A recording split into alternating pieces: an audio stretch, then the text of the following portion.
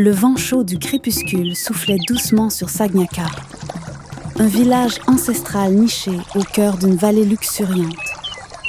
L'odeur des manguiers en fleurs se mêlait à celle des feux de bois, et l'écho lointain des tam-tams résonnait dans la nuit naissante. C'est ici que vivait Kiné, une jeune fille de 18 ans, dont la beauté était une légende. Sa silhouette fine se détachait avec grâce dans la lumière dorée. Sa peau d'un noir profond luisait sous la lune, et ses lèvres, d'un rose éclatant, semblaient porter le secret des étoiles. Kiné était la fille unique de Mati, une guérisseuse respectée, dont les remèdes et les prières avaient sauvé plus d'une vie. Mais derrière son sourire radieux, la jeune fille portait un fardeau. Depuis son enfance, elle était hantée par des rêves troublants où une voix mystérieuse l'appelait dans une langue ancienne qu'elle ne comprenait pas. Sa mère lui avait toujours dit que certains esprits choisissaient leur élu et que les songes n'étaient jamais anodins. Une nuit, le destin frappa à sa porte. Un vieil homme, couvert de poussière, arriva en titubant au seuil de leur case. Il tenait un talisman de bois sculpté, marqué d'inscriptions oubliées. À peine eut-il croisé le regard de Kiné qu'il s'effondra en murmurant « Elle est revenue ». Ces mots glacèrent le sang de la jeune fille. Qui était-elle ? Sa mère, inquiète, pria les anciens du village de se réunir. Sous l'arbre à palabres, à la lueur des torches, le vieux Ngor, le plus sage des anciens, prit la parole. « Kiné, ton âme est liée à un passé oublié. Ce talisman appartenait à Ndela, une jeune femme disparue il y a 100 ans, dont la beauté et les dons mystiques faisaient trembler les cœurs. On dit qu'elle a été trahie par l'homme qu'elle aimait et qu'elle hante toujours ce village. Le silence pesa lourd sur l'assemblée. Kiné sentit un frisson lui parcourir l'échine. Était-elle la réincarnation de cette femme oubliée ? À partir de cette nuit, son quotidien changea.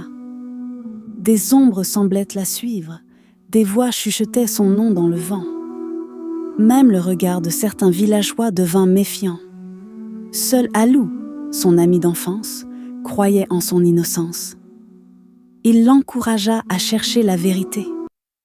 Une nuit de pleine lune, elle suivit une intuition et se rendit au vieux baobab du village. Là, creusé dans la terre, elle trouva un coffret ancien. En l'ouvrant, elle découvrit des lettres d'amour déchirées et un poignard rouillé. Chaque mot révélait une trahison d'un amour défendu. Ndela avait été accusée à tort de sorcellerie et tuée par jalousie. Son âme errante n'attendait que justice. Le lendemain, Kiné rassembla les anciens et raconta ce qu'elle avait découvert. La vérité, cachée depuis des générations, éclata au grand jour. Le village, en proie à la honte et au regret, organisa une cérémonie pour apaiser l'esprit de Ndela. Sous la lumière des torches, Kiné déposa le talisman et murmura une prière. Une brise douce s'éleva, emportant avec elle un soupir presque humain. Depuis ce jour, Kiné comprit que son destin était de protéger les mémoires oubliées et de veiller à ce que justice soit faite, même pour ceux dont l'histoire avait été effacée.